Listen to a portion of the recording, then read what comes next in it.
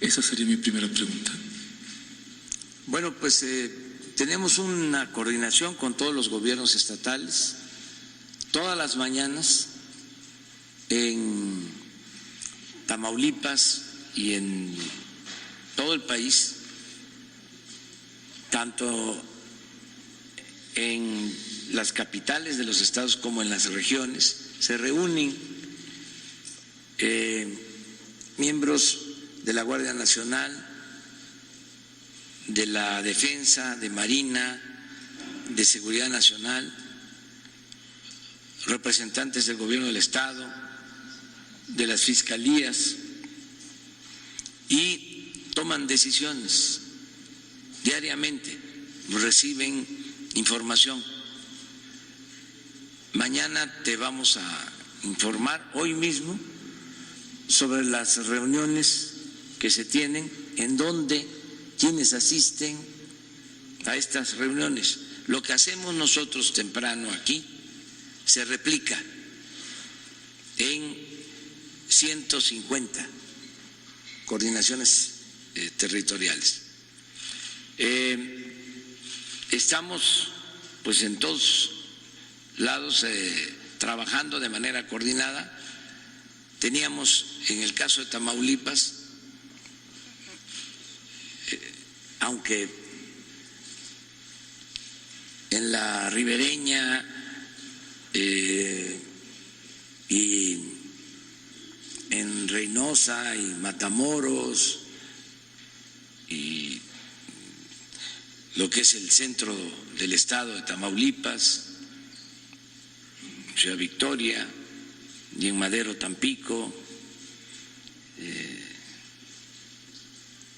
en El Mante, tenemos problemas de inseguridad en general. Estamos padeciendo más en Nuevo Laredo, al grado de que ni se le permitía al ejército cargar combustible en algunas gasolineras. Se ordenó un operativo especial para Laredo, que está a cargo de la Secretaría de la Defensa, y logramos reducir la incidencia delictiva y poner orden. Desde luego no se puede hablar de paz total, como deseamos, pero sí se avanzó.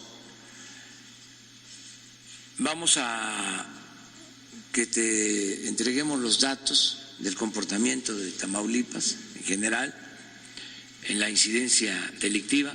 No puede haber cifra negra porque estamos midiendo fundamentalmente homicidios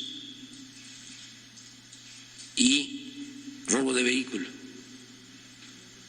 Y en esos casos es muy difícil que se puedan esconder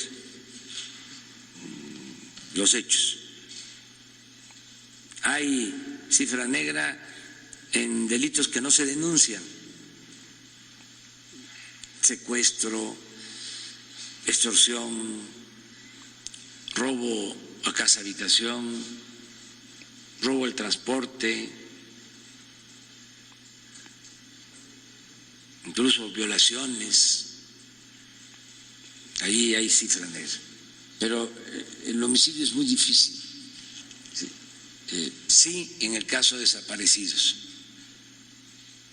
ahí sí, no es fácil llevar una estadística certera, apegada a la realidad, pero en homicidios sí, es lo más cercano. Entonces, te vamos a pasar la información sobre eso. Sí, ya nada más antes de pasar al siguiente tema, nada más le comento, en 2 años y medio que llevamos trabajando en esa región, en su sexenio, me parece que es ahorita el momento más crítico y sensible que hemos identificado ahorita ahí. Esto es un terror tremendo y nunca he sentido tanto miedo para hacer el trabajo que en esa región. Pasando al siguiente tema, presidente, tiene que ver otra vez con Chiapas, y ahora sí que lo voy a parafrasear, siendo que ya parezco disco rayado con el tema de Aldama. Pero de los 12 reportajes que hemos publicado sobre la situación de los poblados del municipio de Aldama que son agredidos, el 90% de esos reportajes, uno de nuestros acompañantes es don Cristóbal Santis Jiménez, oriundo de Aldama, y que fue detenido ahora por el gobierno de Rutilio Escandón y trasladado al penal de Cintalapa, acusado de 2 homicidios de 2 personas que ni siquiera conoce. Ese hombre fue nuestro acompañante en todos los recorridos, fue nuestro traductor y es representante de los desplazados de Aldama. Todas las mesas de diálogo que hubo, de negociación, primero con el gobierno de El Güero Velasco y ahora con el gobierno de Rutilio Escandón, todos los representantes de Aldama terminan con órdenes de aprehensión, todos, sin excepción. Y ahorita es una represión muy fuerte que hay. No le voy a poner los audios, pero tengo llamadas del presidente municipal de Aldama y de pobladores que después de la detención de don Cristóbal empezaron otra vez los disparos contra el poblado de Aldama, los poblados de Aldama. En el caso de don Cristóbal, que está detenido arbitrariamente en el penal de Cintalapa, en ese penal, en el Amate, es la misma historia de muchos años y de sexenios atrás y no cambia. Cada preso tiene que pagar una cuota para que no le suceda nada. Y no es distinto con el señor Cristóbal Santis Jiménez. La familia tuvo que juntar 5,000 pesos y todavía hay una exigencia de 15,000 pesos más. No importa qué director de penal esté, no importa qué gobernador esté, la situación sigue siendo la misma y nosotros lo que queremos pedir, uno, es que haya una revisión del caso, que se pueda liberar a don Cristóbal, que se le traslade, porque es lo mismo de siempre, los trasladan a penales lejanos, no al penal donde vive, donde está el más cercano. Y es el secretario de gobierno, Ismael Brito Mazariegos, que pareciera el que manda en el estado de Chiapas, y quisiera ver qué podría hacer usted. Ayer estaba la secretaria de Gobernación, por eso también quería aprovechar, porque es tremenda la condición que hay otra vez con los pobladores de Aldama y con don Cristóbal Santis Jiménez. Muy bien, pues le voy a pedir a Alejandro Encinas que te atienda, que hable con el gobernador, ya seguramente se va a enterar de esta denuncia y la Secretaría de Gobernación va a intervenir. Y yo te sugiero que además de lo nuestro, porque nosotros no podemos tomar decisiones arbitrarias. Nosotros estamos por que en realidad haya un Estado de Derecho, no como antes, de que la ley se ajustaba a la decisión política. Entonces, si se demuestra legalmente de que esta persona es inocente, nosotros de inmediato pedimos su liberación, pero necesitamos tener resultados. Si la autoridad judicial o la autoridad correspondiente se tarda en resolver, pues también nosotros podemos ayudar, porque la justicia tiene que ser rápida, expedita. En eso ayudamos, pero tenemos que seguir con esos procedimientos. El presidente no puede decir es una injusticia sin tener elementos y libérese. Eso no. O sea, tiene que haber un fundamento legal, primero. Segundo, es muy importante acudir a la Comisión de Derechos Humanos. Por eso se tiene esa institución, para que en estos casos de injusticia, donde se presume que hay represalias políticas, la comisión actúe. ¿Por qué somos distintos? ¿Por qué no nos pueden comparar? Porque la Comisión de Derechos Humanos tiene independencia, no es como antes, que estaba subordinada al presidente. ¿Qué hizo la Comisión de Derechos Humanos cuando la desaparición de los 43 jóvenes de Ayotzinapa? O cuando se daba la instrucción desde la presidencia de llevar a cabo ejecuciones, masacres. Nada. Ahora no. Ahora, si va la Comisión de Derechos Humanos y demuestra de que es una represalia, de que se le fabricó un delito a cualquier persona, debe de inmediatamente hacer una recomendación, pero tenemos que tener un fundamento. O sea, no basta con la denuncia pública. Sí, mire, yo entiendo esa ayuda parte. Mucho, pero antes no había ni denuncia pública, o no se escuchaba la denuncia pública. Sí, mire, ahora no solo hay denuncia pública, hay voluntad de hacer justicia.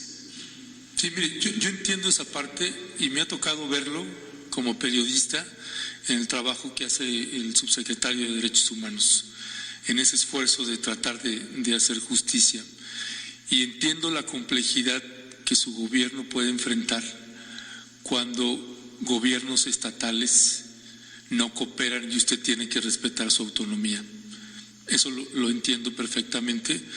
Únicamente quiero sentar precedente que ahí hay un abuso de autoridad, que no está ni el gobernador Rutilio Escandón ni el secretario de gobierno Ismael Brito Mazariegos resolviendo un solo conflicto que tienen en Chiapas. Más bien los están agudizando. Y esto en lo que se va a convertir es que don Cristóbal va a pasar un año preso injustamente en un proceso que se va a ir alargando y alargando, y por lo menos queríamos plantearlo en la conferencia de prensa, porque frustra mucho como periodista que una persona que nos está haciendo el favor de acompañarnos, de ser traductor y de uno percibirlo ahí. Entiendo que nosotros tenemos que mantener una objetividad y una neutralidad, pero carajo, cómo da coraje cuando uno ve arbitrariedades de esta naturaleza. Pero también te quiero decir una cosa, ni por relaciones partidistas, ni por autonomías se puede uno detener cuando hay una injusticia. O sea, no es de que no me compete, no, todo lo que sea injusto le compete al presidente. Nada más que necesito tener elementos, tener pruebas. Imagínense que el Centro de Derechos Humanos Fray Bartolomé de las Casas ya había solicitado medidas cautelares, y lo paradójico de todo es que las medidas cautelares tendrían que haberse presentado contra el gobierno del estado de Chiapas. Que se presenten, si no debe de haber impunidad. La justicia está por encima de todo. Pero tarda mucho en llegar, presidente. Pero llega. Sí, o sea, mientras sí, ahí tiene una familia. Sí, pero hay que luchar. Pues hay que luchar. En eso estamos. Sí, hay que no cansarse. No ¿sí? nos cansamos. Y seguir insistiendo. Sí. Y hay, repito, la ventaja de que este gobierno no permite la impunidad. Pues ojalá puedan intervenir, no sé, también el partido Morena, si ese es su gobernador, eso no, o el partido del PAN, si es Tamaulipas. Eso no me importa, la cuestión partidista no tiene que ver. Aquí si se comete una injusticia, sea del partido que sea, se castiga. No hay privilegios para nadie, no hay impunidad. Lo que pasa es que tarda en entenderse. No entiendo. Esto, sí, tarda, porque fueron muchos años de autoritarismo, de que tú no podías hablar como lo estás haciendo ahora. O sea, sí, entonces hay todo un cambio. Sí, entonces ya no es igual. Si alguien comete un delito, si un gobernador, una gente encumbrada, el mismo presidente, ya se estableció lo de la revocación del mandato, ya se quitó el fuero al presidente, se puede juzgar por cualquier delito, esto ya cambió. Entonces, entiendo, cuesta trabajo. Además, cuando no se creía que se podía llevar a cabo el cambio por la vía pacífica, por la vía electoral, pues también se pensaba que todos éramos iguales. Allá en Chiapas hubo un movimiento en el 2006 que nos comparó con el régimen autoritario y llamó a no votar, pero eso fue en el 6 y en el 12, pensando que éramos lo mismo, porque no creían, y algunos siguen sin creer, que se puede transformar de manera pacífica y por la vía legal, electoral, por la vía democrática. Porque durante mucho tiempo, bueno, a mí me tocó, cuando estudié en la Facultad de Ciencia Política, creo que en el primero o en el segundo semestre, llevé Ciencia Política con el maestro Raúl Olmedo, y uno de los libros que leímos, 1973, fue El Estado y la Revolución de Lenin, y ahí lo que se propone es el cambio revolucionario, la transformación por la vía armada. Entonces, así se formaron generaciones. Y en México, con mucha razón, además, ya lo he dicho en otras ocasiones, como las 3 transformaciones se hicieron por la vía armada, la independencia, la reforma, la revolución, se pensaba que era imposible llevar a cabo la transformación por la vía pacífica, por la vía electoral.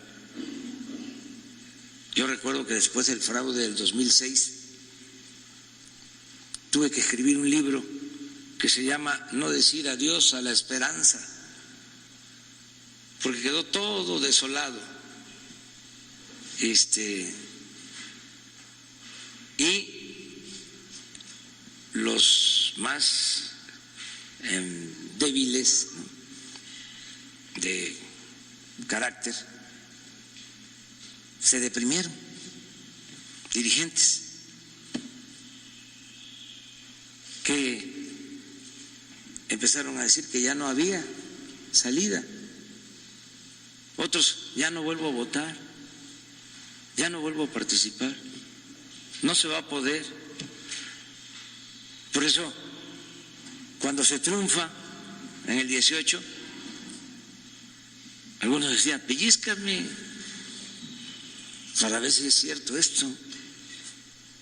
Me vienen a ver aquí luchadores sociales de toda la vida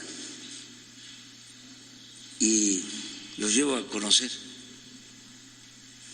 El Palacio, pues es la historia de México, ahí donde vivió Juárez, donde despachó Madero, donde se encontró Villa y Zapata,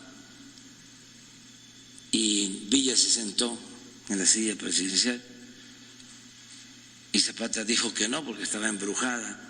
Entonces, cuando les enseño todo esto que es la historia, y vamos incluso al balcón presidencial y lo abro y salgo con ellos, se entusiasman mucho y se entristecen, porque cuántos quedaron en el camino en esta lucha y se triunfó, pero sí se pudo. Entonces, sí estamos llevando a cabo una transformación. Entonces, como no creíamos en eso, estoy hablando del flanco izquierdo, no del conservadurismo, ya sabemos. Eso es lo que están enojados, porque ya no hay robadera, se acabó el bandidaje oficial, ya no son ellos los dueños de México, ahora es el pueblo el que manda, el que decide. Entonces,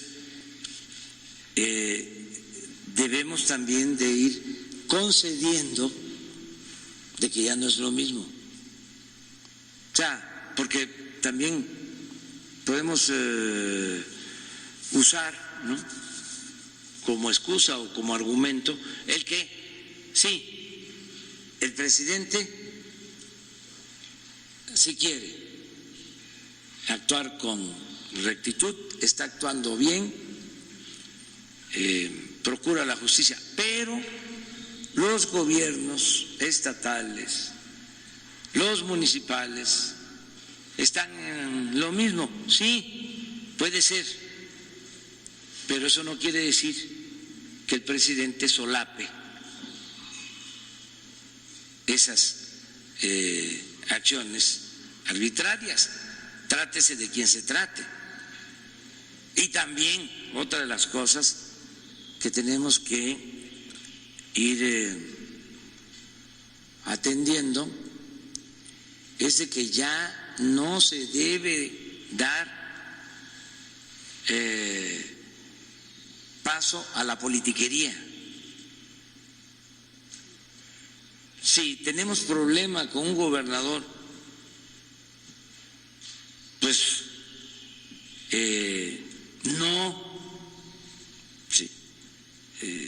llevar nuestro problema personal al terreno de lo general. O sea, siempre poner por delante los intereses del pueblo. Podemos tener diferencias, en lo personal, además las tenemos, hasta en las familias, pero debe de prevalecer siempre la responsabilidad y el interés general. No es tu caso, pero en la medida que se vayan acercando las elecciones, por lo mismo, por la politiquería, van a venir aquí a decir: el gobernador fulano de tal está haciendo esto, el presidente municipal, el líder de este partido, o sea, con propósitos políticos electorales. Y nosotros no podemos utilizar esta conferencia, este diálogo circular, para eso. Además, se ve mal. Claro que sí, hay una autoridad sátrapa y tenemos las pruebas. Aquí me traen, aquí me las traen, las pruebas de una tranza. Aquí se da a conocer y aquí mismo mandamos la denuncia a la Fiscalía. Pero necesitamos elementos, porque si no, no avanzamos. Pero vamos a atender este caso hoy mismo con Alejandro, ¿sí? Muy bien. Permíteme, no, la lista. Daniel Marmolejo. Gracias, señor presidente. Señor canciller, buenos días. Señor subsecretario, buenos días. Señor presidente, tuvimos la oportunidad de lanzar un decálogo como una propuesta a los ciudadanos de México para no solamente defenderse social y colectivamente del tema del coronavirus, sino también desde el punto de vista emocional. Ha tenido una buena respuesta este decálogo ciudadano, que lo pueden ver a través de Sin Censura, allí aparece. Y como consecuencia de ello, y yo diría también del llamado al Viva México, tuve una comunicación con una confederación nacional de comerciantes de centrales de abasto, quienes, preocupados por los impactos que va teniendo la economía, se suman al llamado tanto del decálogo como del Viva México en tres propuestas muy específicas. La primera es mantener el abasto nacional. Son 65 centros de abasto en el país donde diariamente se comercializan 700,000 toneladas de alimentos directamente del campo. El segundo aspecto que ellos proponen es mantener los precios controlados para evitar golpes inflacionarios y garantizar que la economía popular no se desgaste. El tercero, señor presidente, es elevar las medidas de higiene y seguridad y en ese sentido ponerse en la línea de la Secretaría de Salud y bueno, con esto fortalecer también una estrategia que han mantenido, que son los bancos de alimentos. La cuestión es de que estarían ellos en disponibilidad de firmar un acuerdo con la Presidencia de la República para sumarse al Viva México. Esta es la primera posición y no sé si usted quiere hacer algún comentario al respecto. No, que se agradece el apoyo, la solidaridad. Esta propuesta pienso que debe canalizarse a través de la Secretaría de Economía, Graciela Márquez, que atienda este ofrecimiento, y qué bien que asuman esta responsabilidad social. La verdad, la mayoría de los mexicanos está actuando de manera solidaria. Muy poquitos casos de abuso.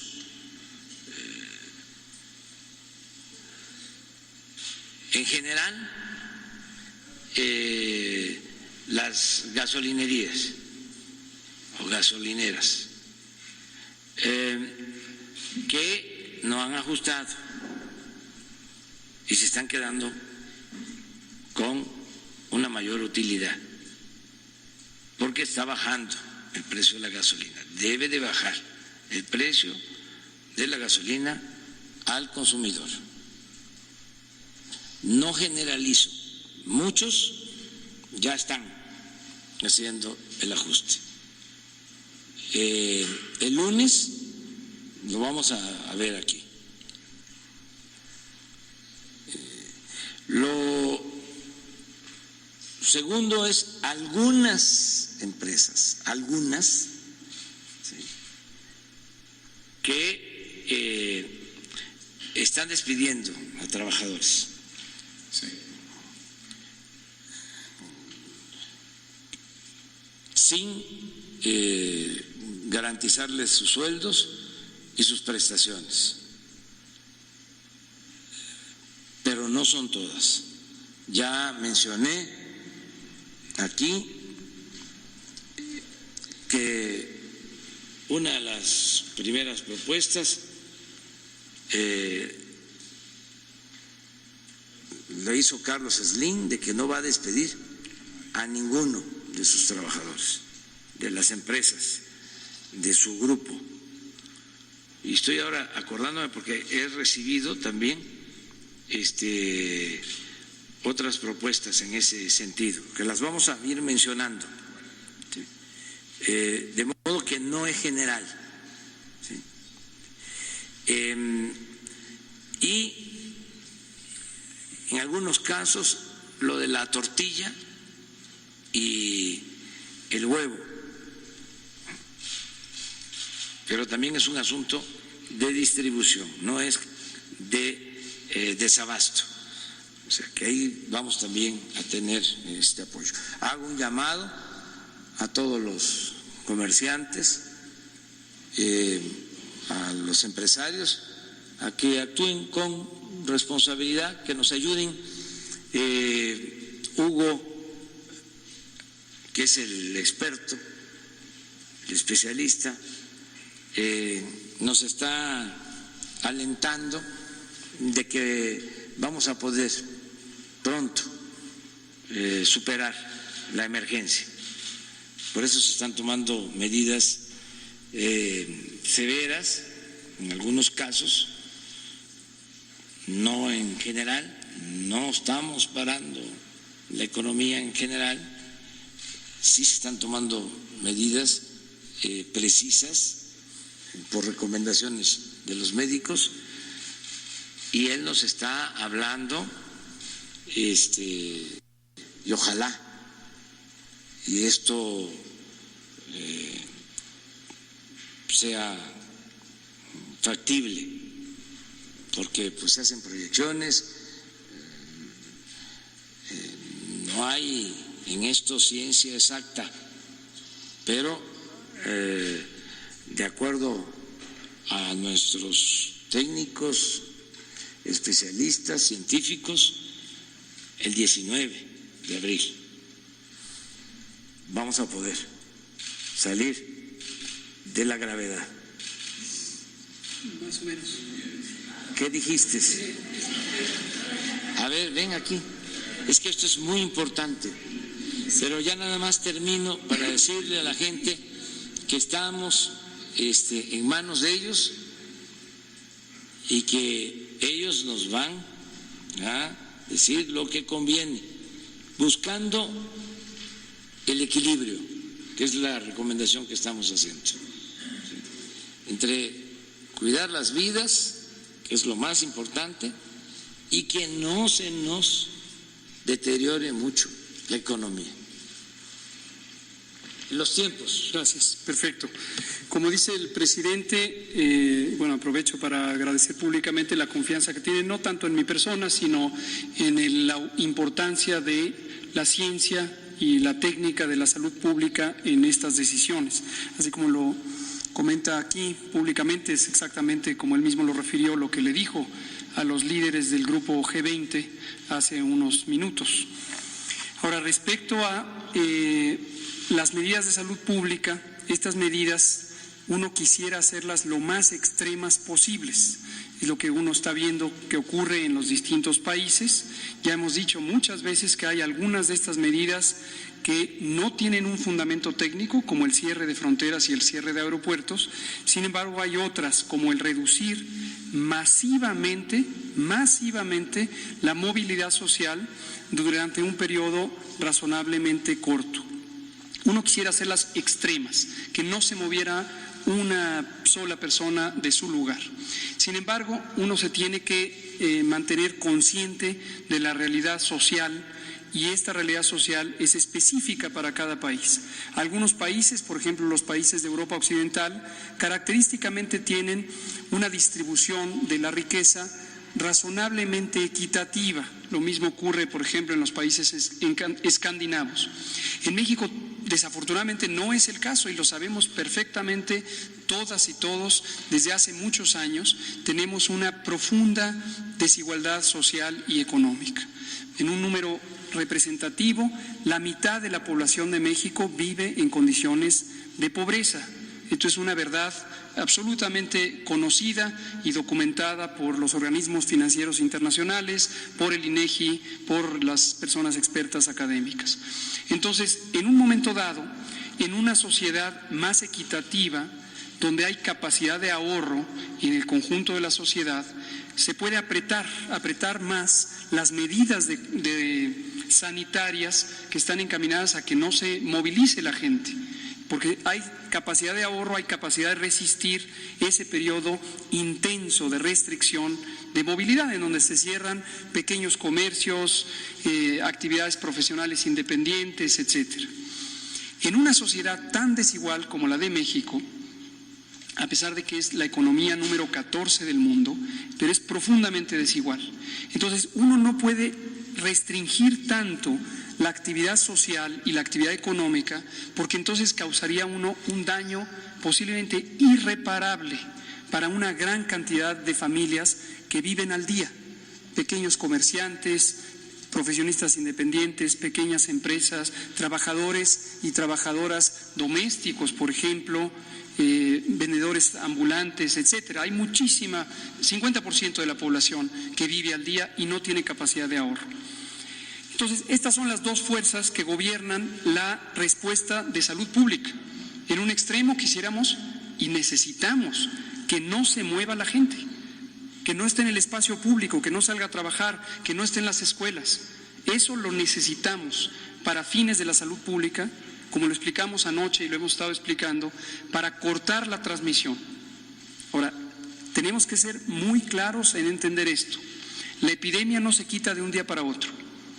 Todos aspiraríamos, es intuitivo pensar, cerramos y se acabó la epidemia, y luego cuando ya termina el periodo de restricción ya no hay epidemia. No, tengamos muy claro que eso no se puede lograr. Lo que sí se puede lograr, y ese es el propósito de la Jornada Nacional de Sana Distancia, y por eso la empaquetamos en un grupo de medidas colectivas de sana distancia. Esto va más allá de la sana distancia que personalmente uno puede decidir. Uno puede decidir mantenerse a sana distancia, lo que hemos dicho con su sana distancia, pero eso no basta. Se necesitan medidas generales, donde escuelas, trabajos, espacios públicos no tengan a personas congregadas. Ahora, como hemos dicho, hay dos factores aquí. Uno es el límite que impone la realidad social, porque no queremos tener un remedio más costoso en términos sociales que la propia intervención, que la propia enfermedad. No queremos que la intervención protectora de salud sea peor que la propia enfermedad. Ese es un límite. Y el otro elemento es el tiempo. El tiempo de oportunidad es crucial. Ahorita tenemos pocos casos comparados con otros países, pero este es el momento único que no podemos perder, porque la oportunidad es hacerlo ya y hacerlo masivamente, hasta donde el límite de la realidad lo permite, sin afectar irremediablemente a las economías familiares más desprotegidas. Pero hay que hacerlo ya, y es todos al mismo tiempo. No se puede ir escalonando, porque es el momento que no podemos perder. Una vez que la curva epidémica, que es número de casos diarios empiece a crecer exponencialmente, ya no podemos parar la epidemia. Eso es lo que le está ocurriendo a Italia, a España, a varios países de Europa, le está ocurriendo a Estados Unidos. La curva epidémica está así, está creciendo día con día. Se está duplicando los casos diarios cada 2 días, duplicando. Entonces, eso es incontenible. Y a pesar de las medidas extremas que está ejerciendo Europa, no van a lograr tener un impacto tan significativo como si se hubiera hecho cuando tenemos poquitos casos. Y termino diciendo, México, afortunadamente, como nos empezamos a preparar, como lo ha dicho la OMS, fuimos el primer país en reaccionar, ha podido contemplar con todo detalle y con una base técnica y científica el momento de oportunidad. Y el momento es este, y por eso la Jornada Nacional de Sana Distancia, que implica la desmovilización masiva de la población, empieza el 23 de marzo, termina el 19 de abril. ¿Qué esperamos que resulte de ello? Desafortunadamente no que pare el peligro o pare el riesgo. La fase 3 se va a dar. No hay duda que la fase 3 se va a dar.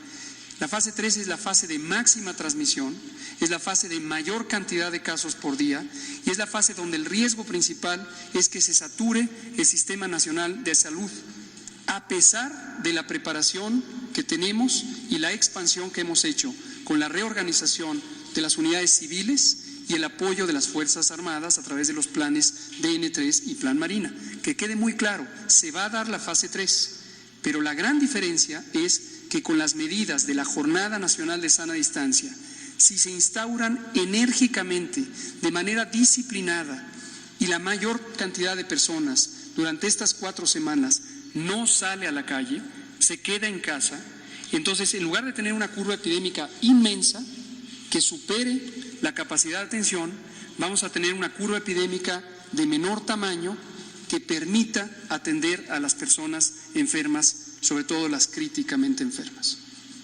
Presidente. En conclusión, sí. Lo del 19 de abril es para entrar leve a la tercera etapa. Sí, muy bien. Pero ya es un signo positivo, alentador.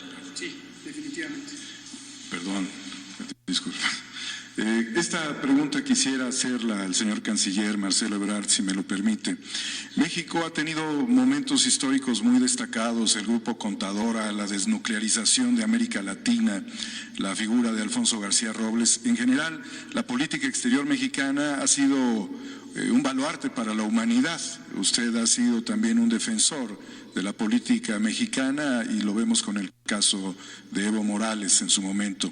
Sin embargo, señor canciller, y aquí no me dejará mentir el señor subsecretario, el desplazamiento hacia la línea de la extrema pobreza en el mundo es de aproximadamente 100 millones de personas por necesidades de atención sanitaria, por temas de salud, 100 millones al año.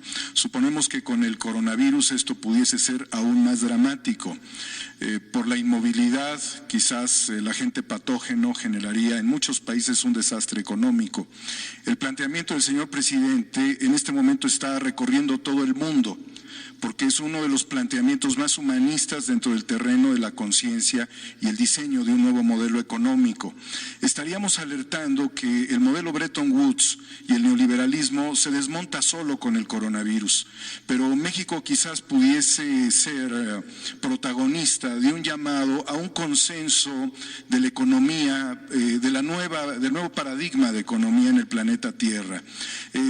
Porque quizás después del coronavirus y ante esta situación el mundo ya no vuelva a ser igual.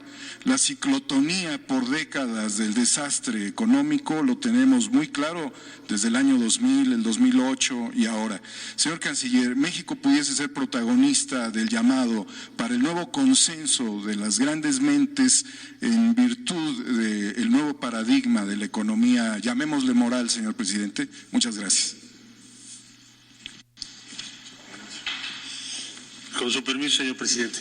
Bueno, déjame ser breve, iniciando con lo que significa la conversación que acaba de tener el presidente con las y los 20 jefes de Estado de las economías más grandes del mundo. Este grupo se formó, recordémoslo, para hacer frente a una crisis económica. Se formó primero por los ministros de Finanzas y después los jefes de Estado. Como bien lo dijo el presidente López Obrador en la conversación, se requieren más que declaraciones generales para hacer frente a lo que estamos viviendo en este momento y a lo que va a venir. ¿Qué es lo que va a venir? El impacto es desigual, porque hay países que tienen deuda muy alta, porque hay países que tienen una situación más frágil que otros países, por la riqueza relativa de los países. Y hasta la conversación del día de hoy, la coordinación internacional era Organización Mundial de la Salud. Va a seguir siéndolo para hacer frente a la pandemia. Pero ya se involucraron los jefes de Estado. Hay un cambio cualitativo en lo que estamos discutiendo en el ámbito global. Los jefes de Estado se comunican ¿para qué cosa? Para ponerse de acuerdo esencialmente en 3 cuestiones. La primera, para hacer frente a la pandemia hoy, se tiene que controlar las tendencias para especular, acaparar y cada país, de acuerdo a su poder relativo, ver solo por sí mismo. Se tiene que actuar de otra forma y se tiene que garantizar el acceso de todas y de todos los países a los medicamentos y a los equipos. Como ustedes saben, los equipos más demandados hoy en todo el mundo son los ventiladores y lo que acompaña a los ventiladores en los hospitales, lo que acaba de decir el doctor López-Gatell. Entonces, se requiere una intervención inmediata de los jefes de Estado para que no ocurra lo que estamos viendo ya en todo el mundo, hoy, frente a la pandemia. Eso es lo más valioso de esta conversación. Vamos a ver si cumplen todos, pero por lo pronto se dijo, se discutió y se acordó frenar ese proceso.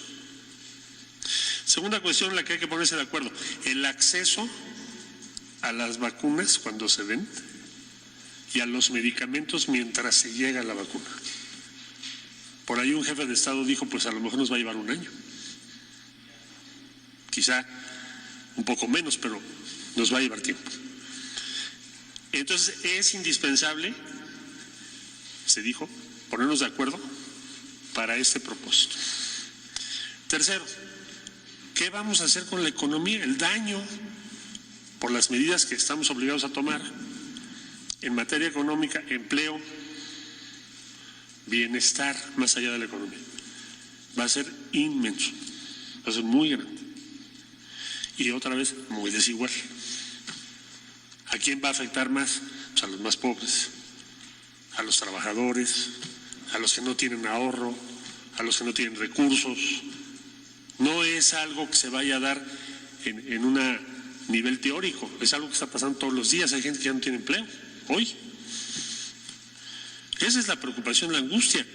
Dijo el presidente López Obrador, veamos por los pobres, más allá de los discursos, veamos por los frágiles, por los que están en vulnerabilidad, pero actuemos ahorita. Entonces sí podemos llegar a un nuevo arreglo internacional, sí, pero hay que sentar las bases hoy, en estos días, en estas próximas horas. Entonces yo lo que veo alentador de esta reunión virtual, porque fue por esa vía, que qué bueno que se hizo además, porque eso fue algo que el presidente López Obrador propuso hace mucho, que para qué eran las reuniones presenciales si se podían hacer de esta manera. Ahí está la realidad, se pudo hacer, demuestra que es algo factible en el ámbito internacional. Y regresando con esa conversación, ¿qué significa para nosotros? Bueno, significa algo alentador que se haya llegado a una conversión de las 20 economías, los 20 países más poderosos del mundo, para entrar a tomar decisiones de gran calado para preparar la recuperación económica. Estuvo el Fondo Monetario Internacional, el Banco Mundial, desde luego la Organización Mundial de la Salud, la Organización de las Naciones Unidas, desde luego la Unión Europea. ¿Quiénes participaron?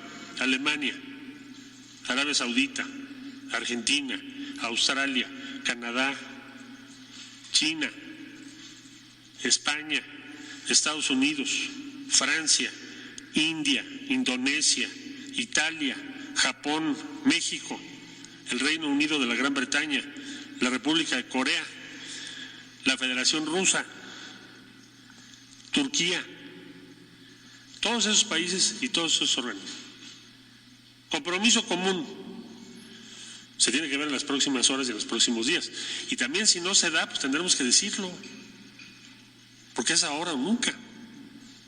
No podemos pensar que haya un orden mejor en el ámbito global si hoy no podemos con esta pandemia y si no hay solidaridad hoy. Hay que exigirlo. Y de eso se trató la conversación. Muchas gracias. Muy bien, seguimos. Es Reina. Aide. ¿No está? Soy yo. Ah. Buen día, presidente. Gracias por darme la palabra porque cumplo 36 días sin que me la dé y es ir por levantar la mano no he parado cuando hay personas que hablan 3 veces por semana. Hasta 3 veces por semana. Bueno, una de mis preguntas tiene que ver justamente con… Se dice, tómala. Adelante. Sin agraviar a los presentes. Y no es porque, quiero pensar que no es porque me siento casi siempre a la derecha, ¿no? Bueno, pero desde mi punto de vista estoy a la izquierda. Bueno, el primer punto tiene que ver, lástima que no está Durazo y tampoco está el general. El viernes estuvieron aquí afuera ejidatarios de Caborca, del ejido El Bajío. Ellos tienen ya varios años, desde 2007, peleando por sus tierras, tienen un laudo desde el firme, una sentencia firme desde el 2014, tienen una sentencia firme para que las autoridades, el Estado, le regrese sus tierras, pero hasta ahorita no ha sido posible. Usted conoció de este caso cuando estuvo en Sonora en su campaña, porque hubo ahí algunas situaciones. Este caso involucra también a un familiar de la gobernadora Claudia Pavlovich, Rafael Pavlovich, que se apoderó de las tierras de esta gente con engaños y obviamente la corrupción de algún magistrado del Tribunal Unitario Agrario. Bueno, esta gente tiene ya estas sentencias, 67 sentencias ganadas y ninguna autoridad les ha podido restituir sus tierras. Acusan, como vinieron el viernes y pusieron unas mantas aquí, que la minera sigue usufructuando sus tierras ilegalmente, siguen sacando el oro de ahí y para esto la desgracia es que ahora que está su gobierno está la Guardia Nacional protegiendo esa región o protegiendo, ellos acusan que están protegiendo los intereses de la minera, no solo la Guardia Nacional, las policías federales, el ejército y que ahora se vienen a sumar a la policía estatal que desde que entró la gobernadora Claudia Pavlovich está protegiendo esos intereses de la minera, con recorridos y sin permitirle a los ejidatarios, que son los propietarios de la tierra, entrar a sus terrenos. Ellos tienen casi 20,000 hectáreas en esa región que no pueden entrar porque generalmente los sacan, ¿no? El problema es que aquí hay 2 personas desaparecidas también, hay 2 ejidatarios desaparecidos y la tierra no les puede ser restituida. Ellos trajeron una de las mantas, presidente, donde le recuerdan a usted que en el 2015 usted hizo un pronunciamiento a raíz de que al señor Balleres, que es el dueño de esa mina, le iban a dar la medalla Belisario Domínguez y Proceso consignó que un dicho de usted que era donde se oponía justamente que le entregaran la medalla porque este hombre se había enriquecido y dañando el ambiente y obviamente a las personas ejidatarios y a las personas más vulnerables del país. Esa es una de mis preguntas. Si usted puede, ellos demandan primero que expliquen qué está haciendo la Guardia Nacional ahí, ¿Qué están haciendo las autoridades federales ahí? ¿Y por qué su gobierno, y si usted puede mediar para que Tribunal Unitario Agrario y las autoridades competentes les restituyan definitivamente las tierras y que obviamente con la gobernadora para que su familiar pues deje de estar en ese lugar? Bueno, dos cosas. Una, la Guardia Nacional no está haciendo esa labor. Hay videos, presidente, Sí, de la Guardia Nacional ahí. Habría que constatarlo. Le pido a Jesús que lo vea con el comandante de la Guardia Nacional, con el general Bucio, porque no hay ninguna indicación en ese sentido. La Guardia Nacional es para cuidar a todos los ciudadanos. No es una guardia para proteger intereses creados. Entonces hoy mismo te informamos sobre eso. Lo segundo es algo parecido a lo de Chiapas. Que se presenten los elementos de prueba, si ya es una resolución, como dicen los abogados, cosa juzgada. Así es cosa juzgada. Entonces se tiene que cumplir la sentencia, sea quien sea. El Poder Judicial tiene más facultades que los poderes locales. Incluso el Poder Judicial tiene en materia de impartición de justicia más facultades, más poder que el Ejecutivo Federal. Entonces, si ya está esta resolución, se Desde tiene 2014, es cosa juzgada. Llevar a la práctica, se tiene que concretar, se tiene que cumplir. Entonces, aquí va a tomar nota Jesús para ver cuál es el estado que guarda la sentencia. Muy bien. De por sí hay impunidad, o sea, cuando no se han concluido juicios. Sí, pero no es en nuestro caso, ¿eh? Entonces, nosotros no protegemos a nadie. Okay. A nadie. Incluso no es el tiempo de antes. No. Pues eso es lo que ellos esperaban, que no fuera el tiempo de antes, pero pues ya pasó. No, les mando a decir a estos señores a través del Imparcial de Sonora que ya no. Soy de pie de página. De pie de página.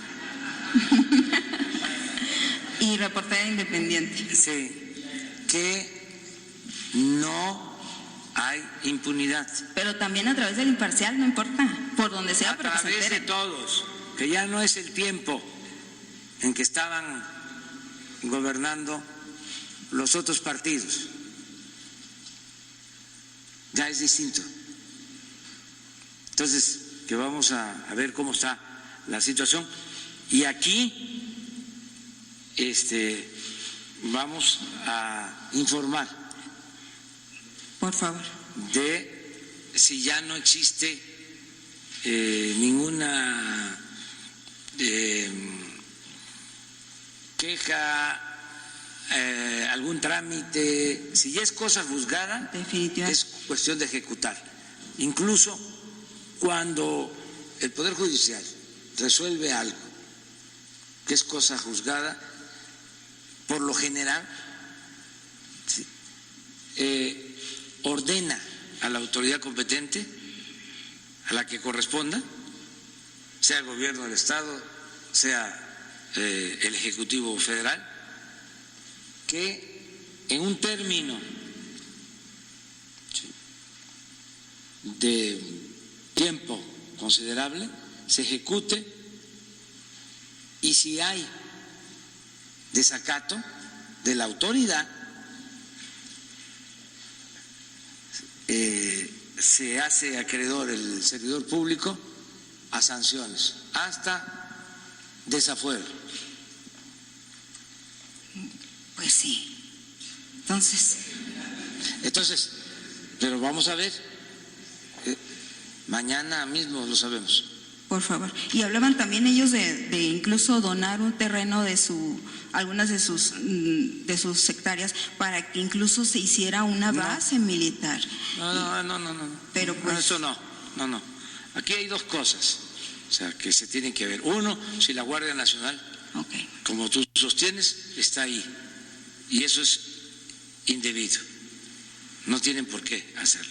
Y dos, ver si es cosa juzgada y por influyentismo. No han podido los que tienen la razón, de acuerdo a la justicia, ser atendidos. Eso es lo único. Este caso también le costó el trabajo a un magistrado que ahí está peleando su causa también. Y han cambiado 7 veces de magistrados y 7 han conocido la causa y ninguno la ha podido ejecutar, pues también es como impunidad. La segunda pregunta, presidente, es sobre, pues tengo dos, una sobre los militares, pero no están, que la voy a guardar para, espero que no pase otro mes en que me vuelva a dar la palabra, por favor. No, mira, te la contesto yo, acuérdate que soy comandante supremo de la Fuerza Armada. Pues que también le quiero hacer una del coronavirus. Por eso mejor la del coronavirus. Esta te la contesta Hugo. Por eso le digo que aprovechando que está aquí el doctor. Sí. Bueno, en este caso del coronavirus, hay 11 estados. ¿Cuándo se van a poner ustedes de acuerdo, coordinarse con los estados? Porque hay al menos 11 estados que que están haciendo, cada quien es como que si cada quien anda por su lado y cada quien está poniendo sus medidas. La gobernadora de Sonora ayer emitió un decreto, una emergencia. Y dijo que ya a raíz de este decreto, donde decreta una emergencia en el estado, incluye parar la economía, paralizar la economía, excepto de aquellas situaciones esenciales, y habla ella de limitar, limitar a las empresas. Solo se va a permitir que trabajen los trabajadores de limpia, los que tengan que ver. Ayer explicaban que si hay una fábrica de tapabocas, esa no va a parar, pero todos los demás que no tengan una situación esencial, una tarea esencial que hacer, deben de parar. Habla también de sanciones, habla incluso hace un panorama, hace una proyección de cuántos muertos va a haber en Sonora a cierto tiempo, mínimamente habla de 30 muertos en Sonora. O sea, y hay también los alcaldes de Río Sonora también decretaron un toque de queda, están en toque de queda las poblaciones en el Río Sonora. Entonces hay una alarma generalizada, hay una crítica al gobierno de Sonora porque se está atribuyendo situaciones que les corresponden al Consejo General Nacional, al Consejo Nacional, y también aquí porque yo creo que, bueno, no quiero dar mi opinión, pero que usted explique, por favor, cómo se están coordinando con los estados para llevar a cabo, para que se vea un alineamiento uniforme en todo el país. Ya ve ayer las desafortunadas declaraciones también de Barbosa y otros que andan apanicados como del MAS o como otros gobernadores que cada quien está tomando sus acciones como poniendo en la histeria a las comunidades, cuando desde aquí se está hablando, lo acaba de decir el doctor, que pues hay que cuidar la economía, que no hay que permitir que el miedo nos invada, y bueno, todas las indicaciones que viene diciendo desde enero. ¿Cuál es la situación aquí? ¿Cómo se van a coordinar con estos estados? ¿Cuál es el llamado a la población? ¿A quién le deben de hacer caso? ¿A los estados? ¿A ustedes? ¿A quién? ya acaba de, y cuando se refiere a enérgicamente quedarte en casa, si se refiere a los toques de queda o a qué se refiere, porque parece que así lo están entendiendo los gobernadores. Y nada más, si en su círculo cercano se han hecho las pruebas del COVID y hay alguien que haya dado positivo. A ver, pero todo eso tiene que ver con la salud y nosotros dijimos desde el principio de que hay que hacerle caso a los especialistas. Hoy lo dije con los colegas en la conversación. Los políticos, dije, no somos sabelotodo, no somos todólogos. Hay que apoyarnos en los médicos, en los científicos. Y eso ha caracterizado a México, porque una mala decisión, inclusive una declaración, puede afectar. Entonces necesitamos ser prudentes y que sean los especialistas los que traten este asunto o que sean los que nos asesoren, los que tienen conocimiento sobre el comportamiento de una epidemia, de una pandemia, qué es lo más recomendable. Si acaso los dirigentes, si se tiene experiencia, si se tiene comunicación con el pueblo, solo en ese caso, porque hay quienes ocupan cargos y nunca han tenido comunicación con la gente. No se han dado baños de pueblo. Entonces, ellos, ¿qué pueden saber? ¿O qué pueden recomendar acerca de la cultura, de las costumbres, de las tradiciones de nuestros pueblos? Entonces, si acaso, por ejemplo, el aporte nuestro de la importancia de la familia mexicana, eso es extraordinario, porque es de las cosas que tenemos así, ocultas, pero están en el México profundo y es una fortaleza. Nunca se reconoce eso. Y si hemos podido resistir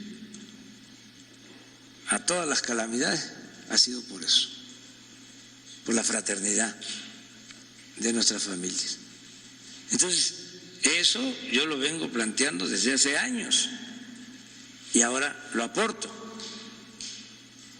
porque sí puede ayudar a exaltarlo. Ya lo hace la familia, ya hay ayuda mutua. Si le va mal a un miembro de la familia, acuden en su apoyo otros. Ya sabemos.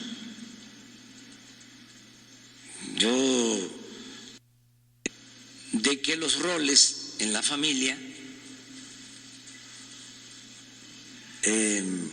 sean iguales, es decir, que el hombre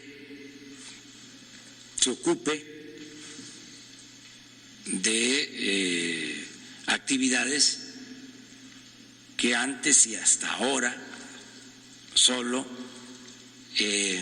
recaen en las mujeres. Pero esto que hablábamos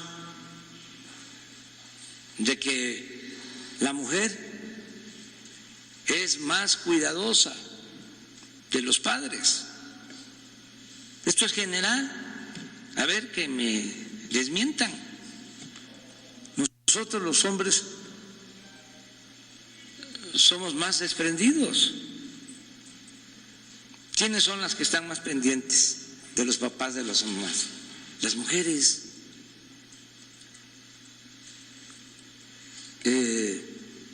Yo cada vez que encuentro un amigo que tiene hijas, hasta le digo, ya te rayaste porque no te vas a quedar solo. Hasta el último momento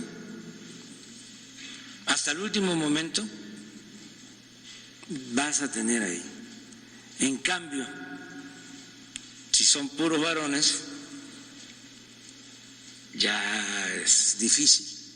Eso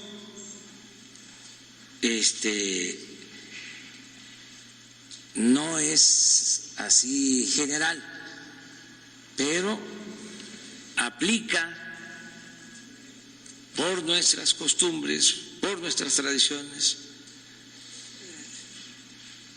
Sin embargo, en todo lo que tiene que ver con la epidemia, con el virus, esto de las etapas, pues son los especialistas. Imagínense que un político salga, como desafortunadamente ha sucedido, a dar una conferencia de prensa, a hablar del coronavirus. Una conferencia. No, me estoy refiriendo a eso. Puede decir cualquier cosa, ¿no? Entonces, a ver, Hugo, ¿qué es lo que se está haciendo en coordinación? Con gusto, presidente. Lo hemos comentado también en otras ocasiones y precisamente no hay que perder de vista la importancia de una coordinación efectiva desde el punto de vista técnico. Por eso cuando nos cuestionan que si este gobernador, que si el otro, siempre decimos no se preocupen por la connotación política, concentrémonos en la coordinación técnica de esta epidemia. El Estado mexicano tiene los órganos competentes. El primero y más importante es el Consejo de Salubridad General. Esta es una entidad que está establecida en la Constitución de los Estados Unidos mexicanos, en el artículo 73, fracción 16, y que estipula que este órgano, el Consejo de Salubridad General, lo preside el primer mandatario, sin intermedio de Secretaría de Estado alguna, de manera directa. Con el tiempo y para las funciones cotidianas, las funciones rutinarias, se organizó de tal suerte que el secretario de Salud pudiera ser el que comanda esas funciones rutinarias. Pero para situaciones como esta, es claro que el presidente de la República es el presidente de este Consejo de Salubridad General. Y es el único órgano con facultades exclusivas e intransferibles para tomar decisiones que tienen que ver precisamente con el territorio, con la nacionalidad, con eso. Y precisamente por eso en la Constitución aparece, lo cual es un poco interesante, aparece en el apartado de la Constitución donde se habla de las facultades del Congreso. El artículo 73 es sobre las facultades del Congreso y habla de que el Congreso tiene facultades para legislar sobre nacionalidad, territorio, fronteras, etcétera.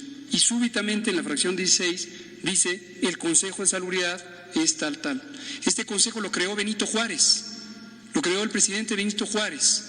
Antes se llamaba Consejo Superior de Salubridad y se creó y estaba en la Constitución de 1957 y pervivió a la Constitución de 1917.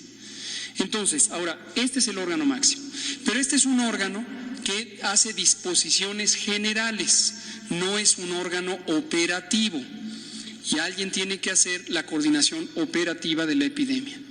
Para este propósito tenemos dos organismos que se llaman comités, que tienen un origen distinto, uno en la Secretaría de Salud y lo preside el secretario de Salud y se llama Comité Nacional para la Seguridad en Salud. Es un cuerpo colegiado, un organismo de coordinación, pero que tiene capacidades ejecutivas para operar.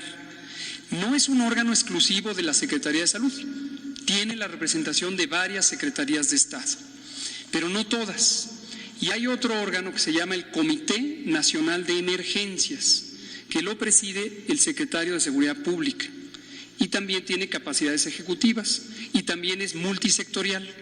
Entonces, desde el 28 de febrero, instalamos un mecanismo donde los dos comités sesionan de manera conjunta, y estos dos comités están articulados con el Consejo de Salubridad General y coordinan la operación de todos los sectores de la administración para los propósitos de esto. Y además, por instrucción del presidente y de acuerdo de todos, para ese fin, para el fin de esta epidemia, es la Secretaría de Salud la que coordina ambos comités. Aunque lo presida, el de emergencias lo presida el secretario de Seguridad Pública, se puso a disposición el Comité Nacional de Emergencias, a disposición del Comité Nacional para la Seguridad en Salud, de tal suerte que tengamos mando único a cargo de salud y, por supuesto, a cargo del presidente. En lo técnico, hablando técnicamente, no afecta que cada estado esté tomando una decisión distinta. ¿Es coordinaciones? Le voy a decir una cosa. Desde el punto de vista técnico, también hay que entender una cosa. Cada entidad federativa, el gobierno de cada entidad federativa es una autoridad sanitaria. La Ley General de Salud estipula quiénes son las autoridades sanitarias. En primer lugar, es el presidente de la República. También es el Consejo de Salubridad General. Es una autoridad sanitaria, colegiada. También es el secretario de Salud Federal. Y también son los 32 gobiernos estatales.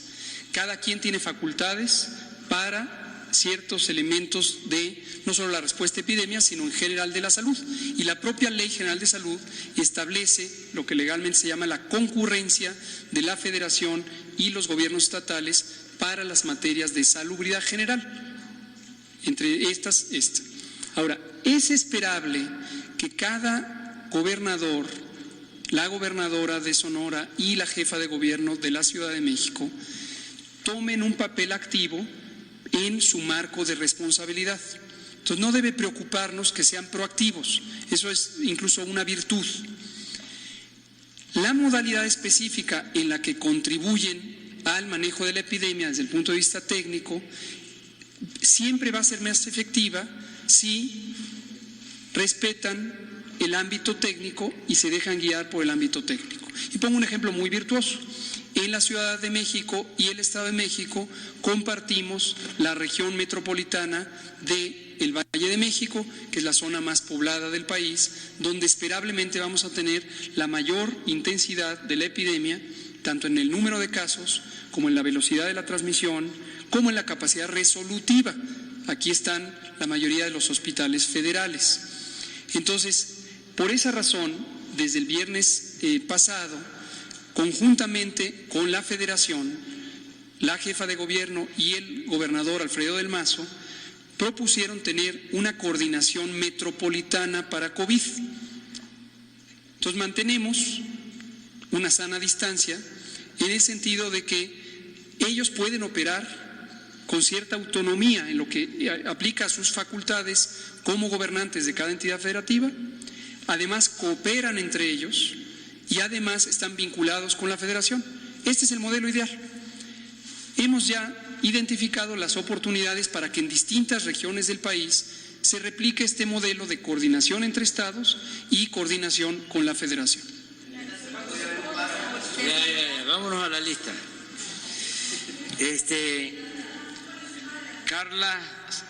Carlos de Jesús Domínguez. Sí. Gracias, presidente. Buenos días. Carlos Domínguez, de Nación 14. Antes que nada, una de política internacional. Hace unos minutos la Fiscalía de Estados Unidos acaba de anunciar que presenta cargos contra el presidente de Venezuela, Nicolás Maduro. Lo acusan de fomentar el narcoterrorismo y ofrecen una recompensa de hasta $15 millones a quien ayude a dar información que ayuda a su detención. Presidente, ¿qué opinión le merece y qué postura va a guardar el gobierno de México respecto a estas serias acusaciones de la Fiscalía norteamericana? Y un tema también del fin de semana pasado, usted se había comprometido que el 20 de este mes inauguraría un hospital rural en Tlaxiaco, Oaxaca. Estuvo ahí, pero no lo inauguró. A esto, el director del Seguro Social dio una explicación que generó más dudas que respuestas, presidente. Reconoció que el miércoles pasado fue notificado de que el gobierno de Oaxaca, encabezado por el priista Alejandro Murat, habría rentado por 15 días 20% de equipo usado, presuntamente para aparentar su conclusión y llevar a cabo esta inauguración. Esta explicación generó fuertes reacciones hasta en el Congreso del Estado, presidente, pues el presidente de la Jucopo declaró que citaría al gobernador Murat para que explicara ante el Pleno de la Cámara qué fue lo que pasó, además de comprometerse a realizar una investigación. Presidente, ¿qué fue lo que pasó en verdad? ¿Quién autorizó la renta de este equipo usado? Trataron de engañarlo por inaugurar un hospital que no se encontraba en condiciones de brindar servicios médicos, al mero estilo del prismo del pasado y en plena contingente epidemiológica, presidente. Hubo fallas de logística en la entrega de este equipo, incumplimiento de los proveedores. El pueblo de Oaxaca pues nos pide una explicación, presidente, que se lo solicitemos. Bueno, sobre lo primero, vamos a ver qué fue lo que sucedió y para no equivocarnos, lo mejor es apegarnos a lo que establece nuestra Constitución, el artículo 89. La no intervención es un principio, independientemente de otras cosas. Es un principio histórico, así como el de la autodeterminación de los pueblos.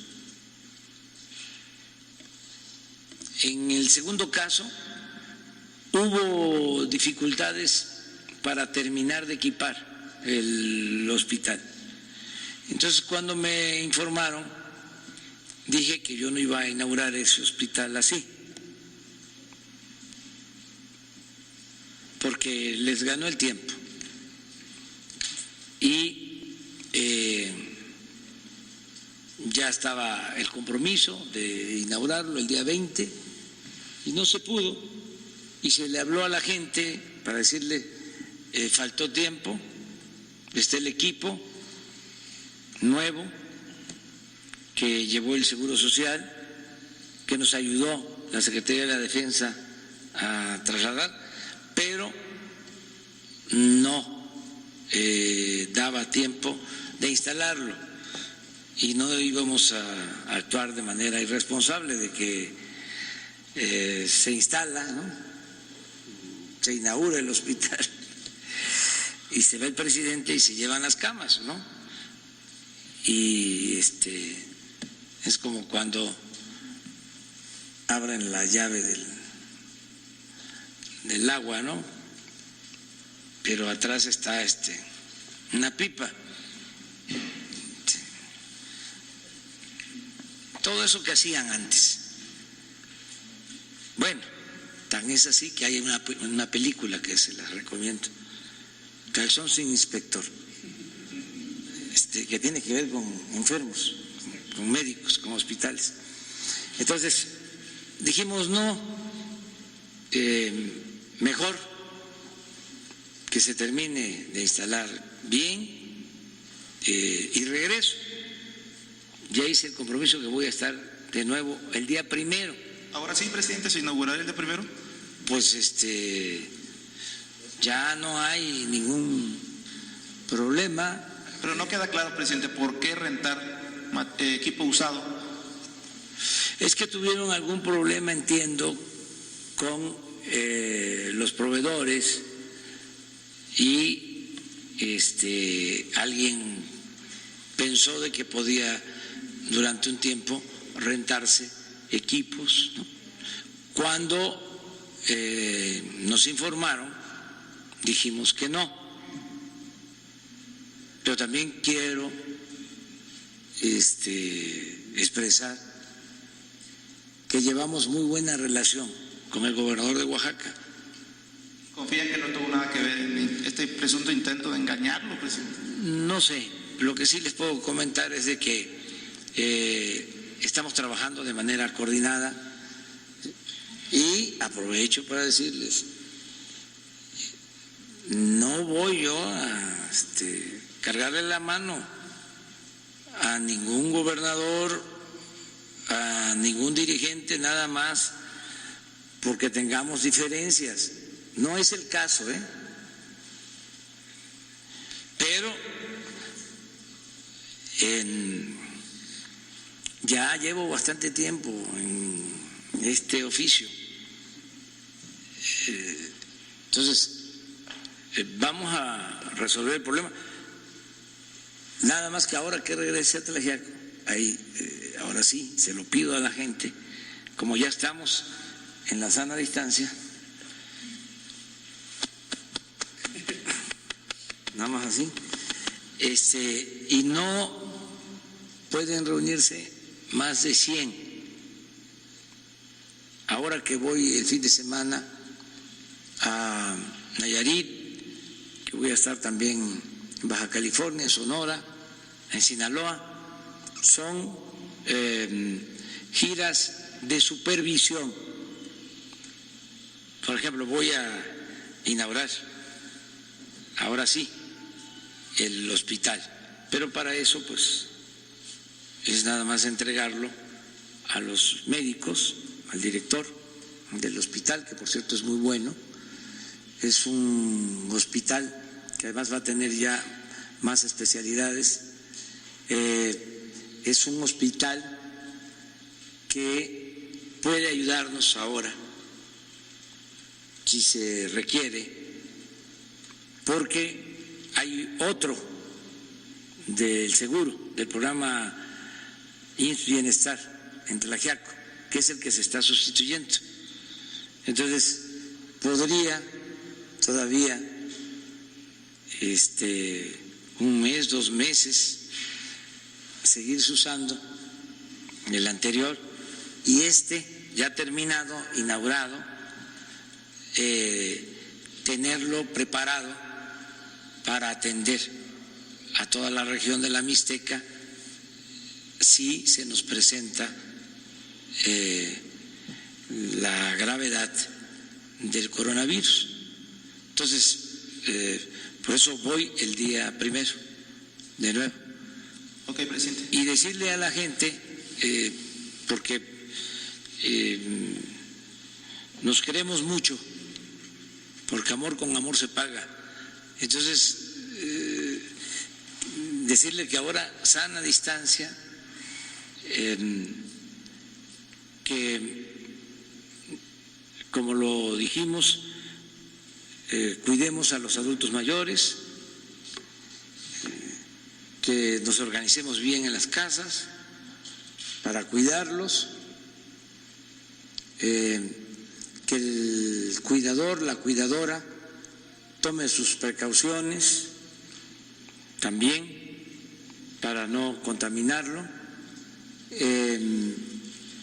que se tome muy en cuenta lo que está recomendando Salud. Si hay calentura, si hay dolor de cuerpo, son 2. Exacto, y la tos seca. Tos seca, 3, falta una.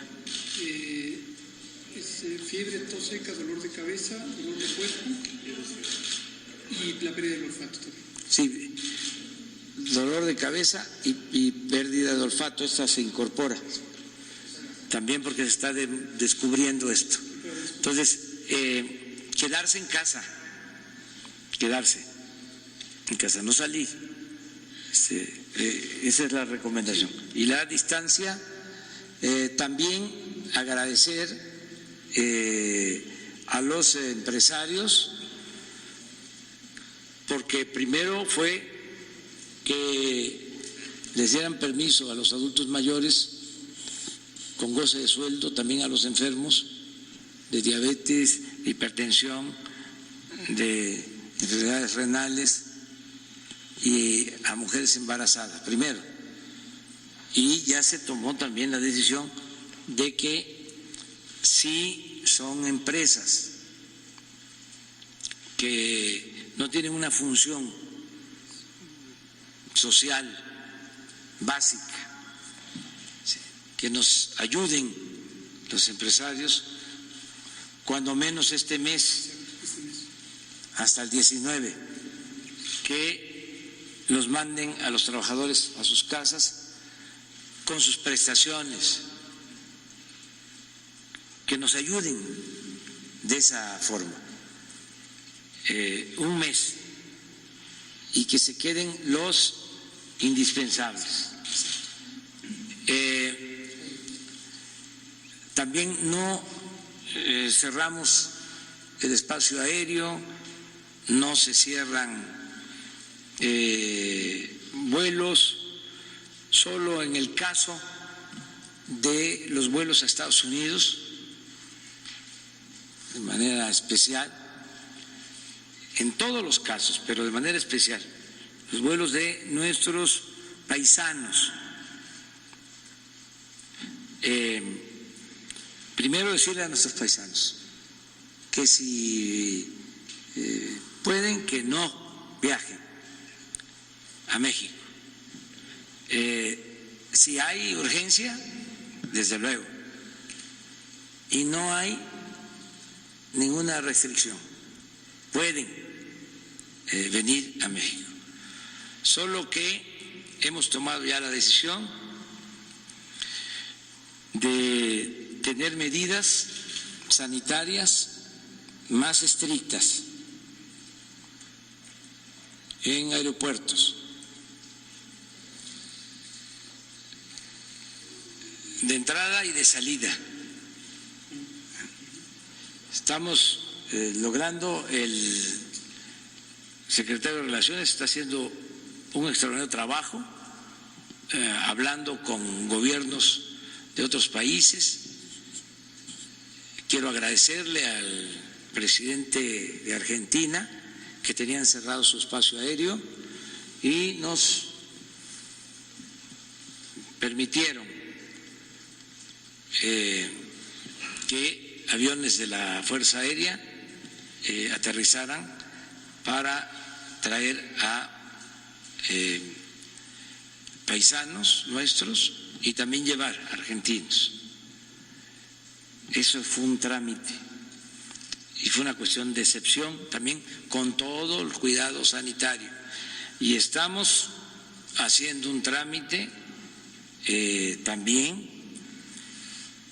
con Canadá, porque hay un contrato de trabajadores mexicanos que van a trabajar a Canadá de manera temporal, y estamos buscando la forma de que con estrictas medidas sanitarias se les permita, porque es ingreso para las familias. Vamos a ver si tenemos éxito y si se puede convencer y si los médicos lo autorizan, pero estamos en esto, ¿no? También. Eso es básicamente, ¿no?, lo que se está haciendo. En el caso de los trabajadores del gobierno, también, si no tienen una función necesaria de servicio a la población, pueden estar en sus casas. Ya ayer lo recomendó el equipo de salud, estar en sus casas, solo quedarnos los que tenemos que hacerlo por nuestra responsabilidad. Desde luego, todo lo que tiene que ver con la seguridad pública, con los servicios de agua, de energía eléctrica, obviamente salud, pero las otras áreas de gobierno pueden tomarse este tiempo manteniendo el mismo ingreso y las mismas prestaciones. Sí, hoy es un adendum, es un alcance al acuerdo que ya se tuvo. Bueno, presidente, respecto a la reunión del G20, ¿acordaron alguna otra reunión próxima? Fue muy buena la reunión del G20, lo que se planteó, porque como lo comentaba Marcelo, pues yo cerré así, dije, venceremos con la fraternidad universal. Es posible que se convoque, va a haber comunicación. Los cancilleres, los secretarios de Hacienda están en comunicación permanente. ¿Intervención, presidente? ¿A todo lo que usted dijo hoy? Sí. ¿No lo pueden entregar? Sí. ¿Cómo recibieron lo de las fronteras, presidente? Lo que planteó sobre no cerrar fronteras y sobre pues, la visa. No planteé eso necesariamente, o sea, eso no. Esto que les leí, lo que planteé aquí al principio es exactamente lo mismo, con algún matiz. ¿Harán formal esta petición a la ONU de tener el control de los medicamentos, presidente? ¿Harán esta petición formal a la ONU? ¿De qué manera? ¿Cuándo? Ya lo planteé, y ya. Presidente, es importante. Mire, es algo que está sucediendo. Por la magnitud de la pandemia, los medicamentos básicos, sobre todo los equipos, ventiladores, se están demandando en cantidades muy significativas, no diría descomunales, pero muchísimo. Entonces, se están comprando en todos lados y están escaseando porque es mucha la demanda y están aumentando mucho de precio. Cuando suceden estas cosas, el que tiene más posibilidad económica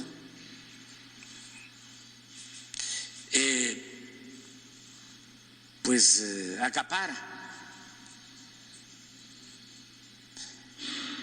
De modo que la propuesta de nosotros es que la ONU garantice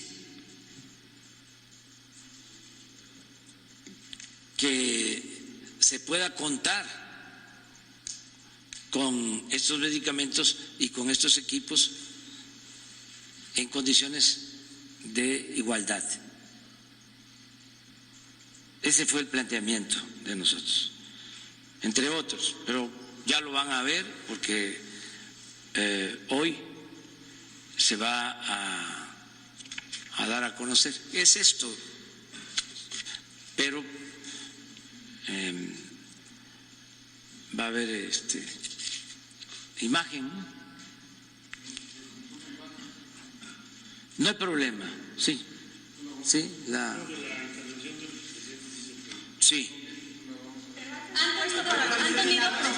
¿Han tenido problemas para adquirir ventiladores, medicamentos? Apenas en esta semana en Compranet se puede ver que el Instituto Mexicano del Seguro Social está comprando guantes, batas quirúrgicas, medicamentos, pero no están comprando ventiladores, presidente. Sí se tienen. Pero tienen problemas para adquirirlos por esta petición. Es que todos nos estamos asegurando de tener lo suficiente. Pero no compran ventiladores. Sí, de todo. Pero hay déficit, ¿no? Hay déficit de respiradores. Sí. Esa va a ser la nota en el Reforma mañana. No, lo digo con todo respeto, pero digo, estamos, ya lo expliqué, hay una gran demanda, ¿sí? Que rebasó, aquí lo comenté ayer, porque el presidente Trump antier habló de las compras de Estados Unidos. Estamos hablando de miles de millones de dólares, cantidades muy significativas. Entonces, por eso fue mi intervención hoy, porque nosotros inclusive, como venimos actuando de tiempo atrás, tenemos, pero no hablamos nada más por nosotros, hablamos por todos, aprovechando de que están los jefes de Estado de las naciones económicamente más poderosas. Son las 20 economías más fuertes del mundo. Entonces, por eso fue el planteamiento. Muy bien, nos vemos mañana. ¿Hasta dónde llegamos? Ya Carlos sí, ¿verdad? Nos quedamos con Paul Ernesto. Paul Ernesto. A ver. Tranquilos.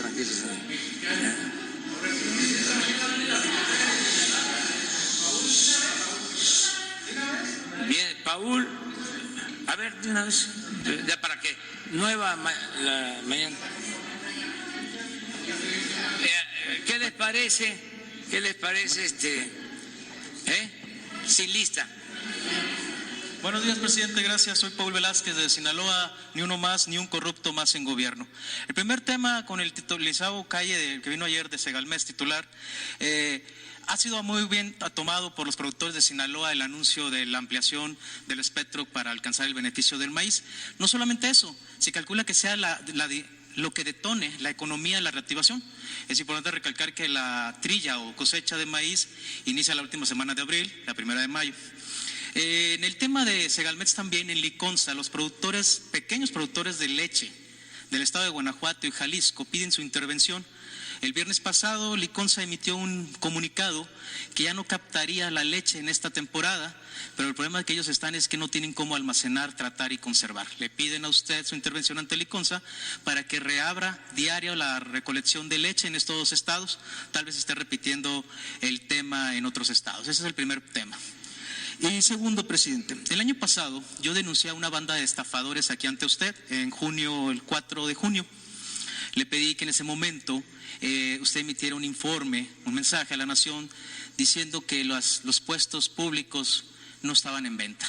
Usted lo hizo, ellos utilizan sus grabaciones, su voz, para estar con empresarios, y a los días usted emitió un comunicado donde decía no había nepotismo, amigos ni familiares.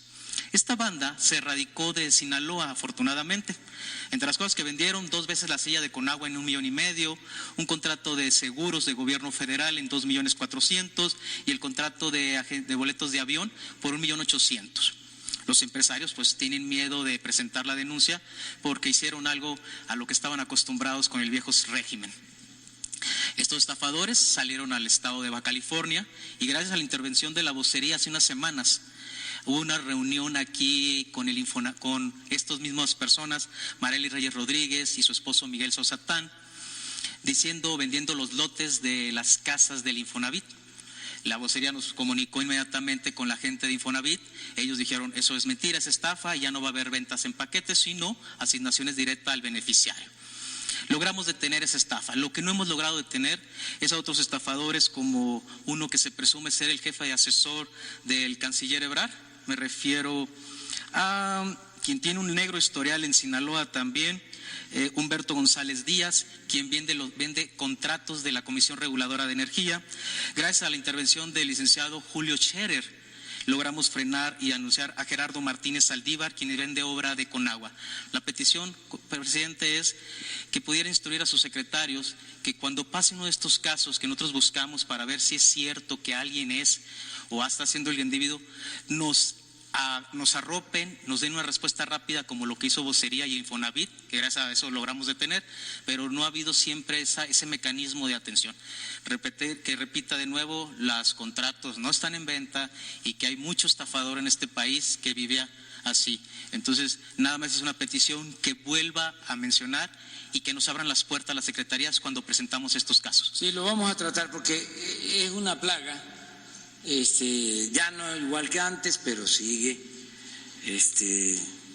la plaga de gente que se hace pasar por funcionarios, asesores, hermanos, hijos, sobrinos, ¿sí? Con las voces, sí, que tienen mucha influencia y ofrecen cosas y se dedican a defraudar. Entonces, eso lo vamos a seguir denunciando porque por lo general no es cierto. Esto pasa con aduanas, en todos lados, ¿sí? De que presumen de que los ayudan. Hace poco en asesoría de presidencia había supuestamente la instrucción de apoyar a alguien en aduanas y eso no es cierto. El encargado de asesoría de presidencia ni sabía nada de esto. Entonces, no está mal que se ventile aquí y que la gente, ¿sí?, siga actuando como lo está haciendo, muy consciente, muy avispada. Por eso tampoco me preocupa eso de las noticias falsas. Nada más las voy a denunciar para no dejar lo que están haciendo, de cómo tienen sus redes. Se las voy a mostrar un día aquí para que la gente lo sepa, de cómo lanzan una noticia falsa y cómo se enlazan ciertos personajes y luego entran los robots y posicionan la noticia falsa. Pero yo pregunto, ¿no? A ver, ¿cuántos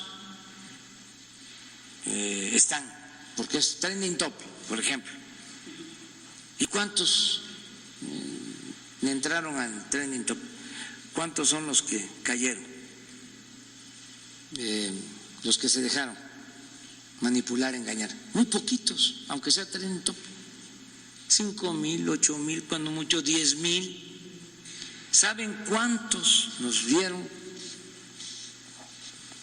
antier, el martes? Y qué bien que salió el tema.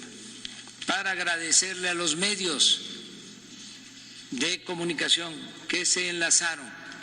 ¿Saben cuántos estuvieron pendientes de la conferencia? También por eso podrá declarar quien sea, pero la gente sabe quién dice la verdad. El pueblo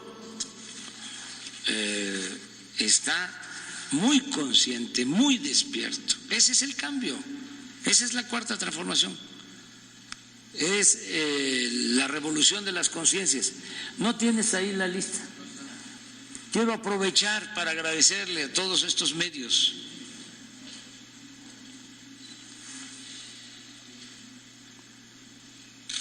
Está mal que yo los mencione uno por uno, pero dejemos ahí. Sí. Miren cuántos. Y presos.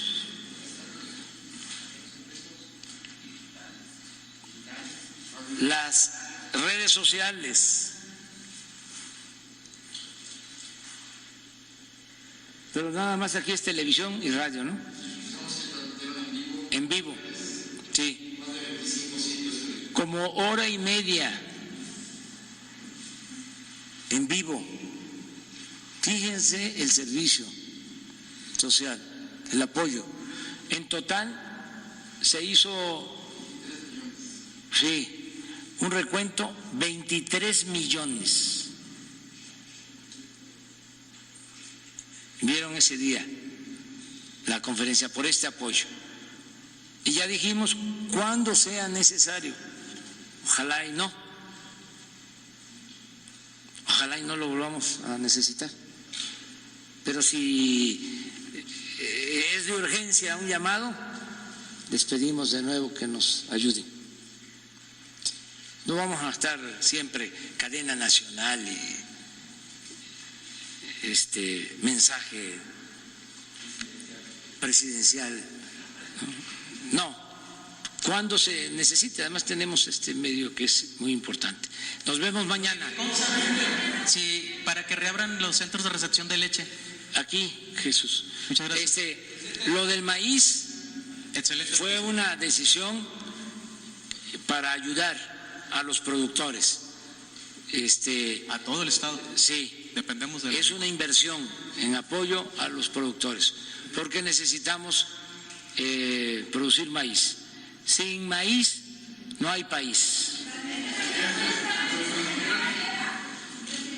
Voy allá mañana.